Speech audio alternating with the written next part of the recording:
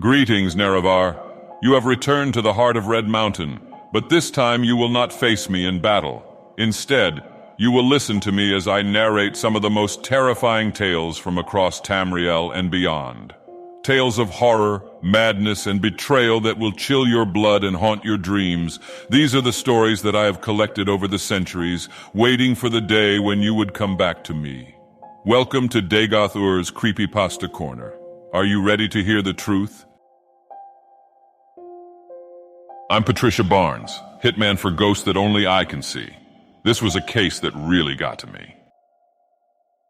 I flopped the woman's dead body unceremoniously onto the ground and lit a cigarette to catch my breath. "Well, Cindy," I muttered through a delightful stream of smoke, "I hope those aftermarket titties were worth it, because they did not make carrying you any easier." Cindy, or was it Madison? I don't keep close track of these things, simply stared out into the cobalt blue sky in silent repose. If she'd had anything to say, the dried foam on her lips would have been gurgling by now. I plopped myself down on an outdoor chair and took in the surroundings. Madison's backyard was a destination unto itself. Dogwood flowers mingled freely with magnolias, and stately oak trees flanked the edges of a yard dotted with willows. I breathed in the moment while the cicadas sang at full force. "Truly one of the finest yards in Alabama, Madison," I offered, glancing in contempt at the tongue lolling out of her mouth. "I've laid you to rest right next to the beautiful oleanders that I used to poison your tea. Repose en paix." I pinched the butt and slipped the cigarette into my pocket to avoid leaving any traceable evidence before forcing my creaking bones out of the chair. Lifting corpses just leaves my joints exhausted afterwards. My hips screamed in protest, reminding me that they couldn't work like the pistons they had been back in the 70s.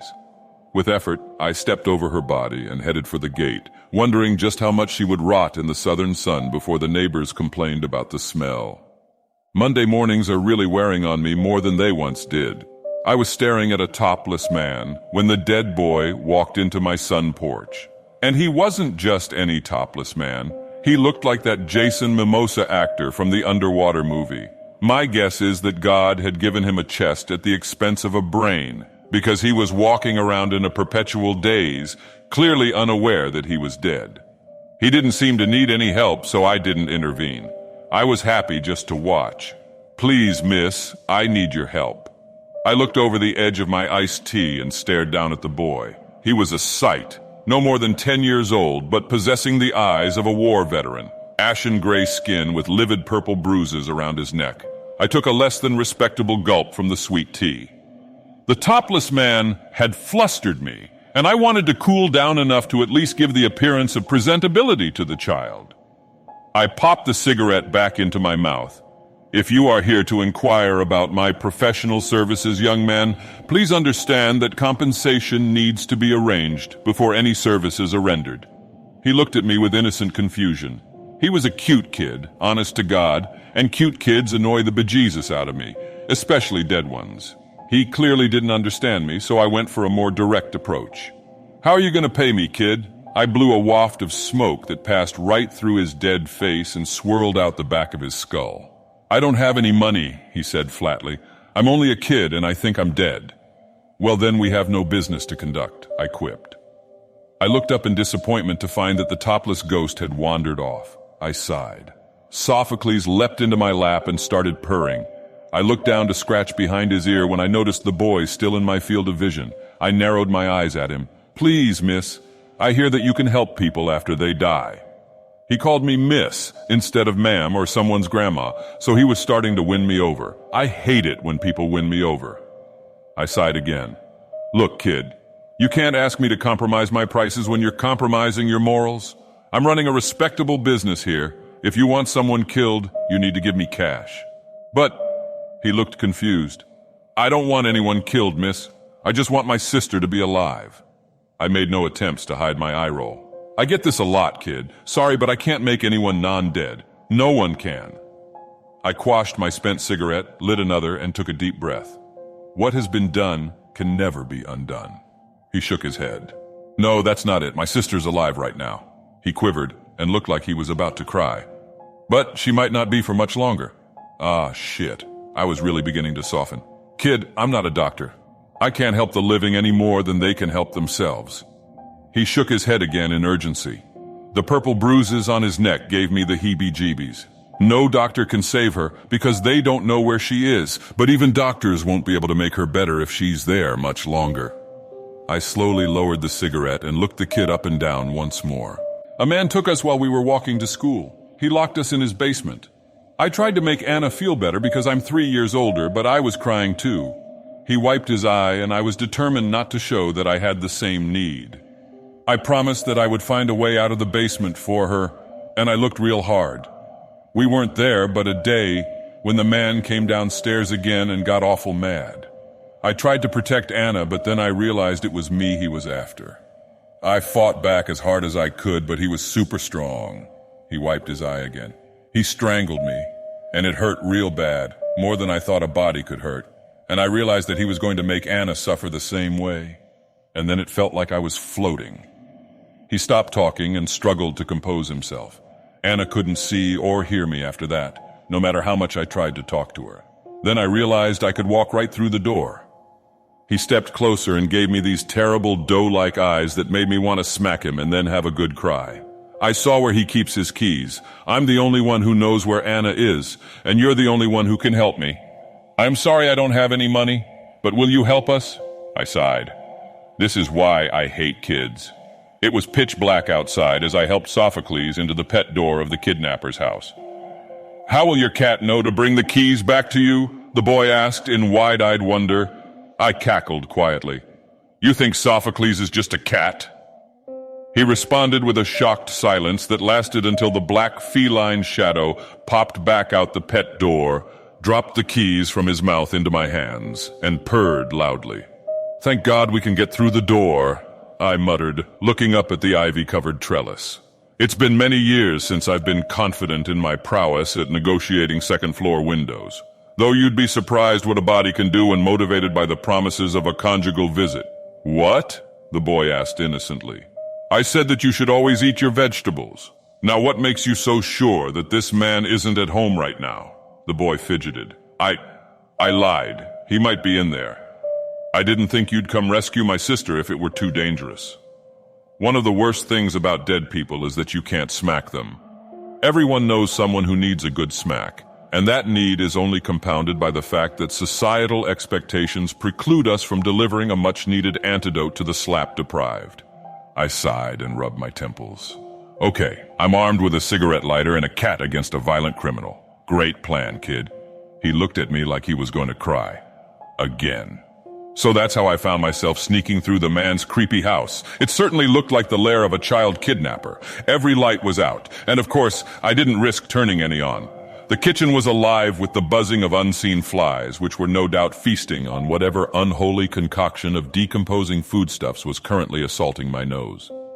If the smell was any indication, the man was an aficionado of marinated toe jam, cat food, and aged cream. I crept through the darkened kitchen and into the silent living room.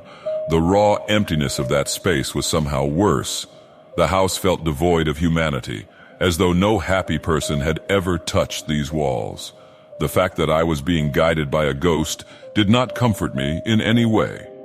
Nor did the knowledge that the criminal who resided here might show up at any second. Nevertheless, I clawed my way along the floor of the disgusting man's abode in search of the basement door. My hand found cool metal, and I smiled grimly. I flicked the cigarette lighter just long enough to fit the key into the door. It opened with a satisfying click. The rough-hewn steps told me that this basement was an amateur addition to the house, likely designed to keep prying eyes away from unsavory secrets. I blew out the lighter and descended into darkness. I could feel the temperature drop significantly with every step. I'd expected a full staircase of around 19 steps, but was off by about 13.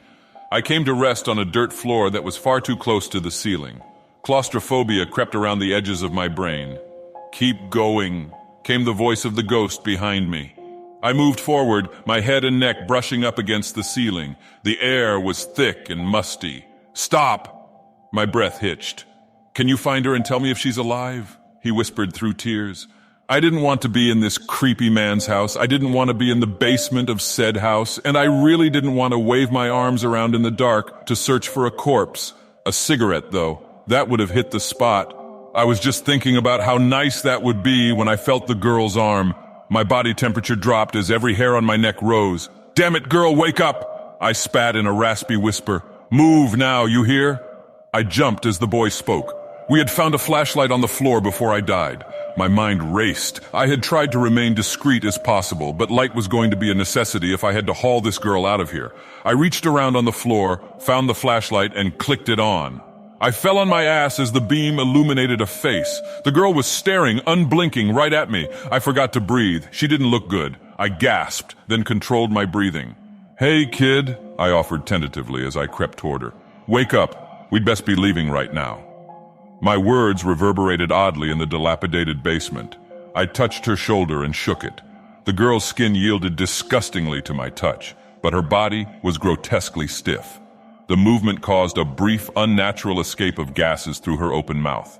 Her eyes were like glass. Mine were wet. "No, no, no, kid," I whispered, moving closer while the flashlight's beam bounced erratically about the room. "Don't do this, please, don't." "I found Anna," the boy said from behind me, causing me to jump. I turned around to see him standing at the top of the stairs. "She's like me now," he explained. "You were too late. I stopped hiding my tears. I'm sorry, kid." I heaved a shuddering gasp. "Let me talk to her. Where is she?" The boy didn't move. He seemed very old. "You didn't save her," he explained simply. "Why?" I searched for words and found none. "Please," I gasped. "Let me speak with her." I looked wildly around for answers that I couldn't find. I briefly noticed the door to what looked like an underground bomb shelter, which was creepy enough in its own right, but I didn't have time to process what I was seeing. He didn't move. "You weren't there for her," he continued in his matter-of-fact way. "So she doesn't ever want to see you again." I sobbed. I'm sorry for everything, William." "Who's William?" he asked innocently. I wiped my eyes. "I didn't mean to say that. But please tell your sister that I want to talk with her, to make things all right." He sighed. And it was so much heavier than a child's sigh should ever be. "No, it won't. The man hurt her so much worse than he hurt me, and things will never be all right. Anna said she wanted to grow up and be a veterinarian to help all the sick animals, not get cold in the ground while the world slowly forgets she ever lived." Part of me broke then. I was surprised. By that time in my life, I had figured all the tiny pieces that were left of me had been too small for cracking. But I suppose the world isn't above grinding even the tiniest pieces into the finest of dust. I looked up again to see that he had climbed to the top of the stairs. He was barely visible in my flashlight. Then a tiny girl's arm reached from beyond the door and took his hand in hers. She pulled him away, and he disappeared. I remember that he was smiling. That's the sort of thing that stands out when you see someone for the very last time. A warm, furry force suddenly pushed against me in the darkness. I reached out and scratched Sophocles behind the ears. I dried my eyes again. "You're right. It's time to stand up," I sniffed. I got achingly to my feet and took a deep breath. Because I'm not done here. Somewhere in this house is a man who deserves something far more sinister than poisonous oleander in his tea. This story was written by the Reddit user, Byfell's Disciple. You can find a link to the original scroll and more of their work down below. If you liked the story, leave a thumbs up and comment what you thought. Also subscribe and hit the bell to be notified of our nightly episodes of Dagoth Ur's Creepypasta Corner. Thanks for watching, Nerevar. Sleep well.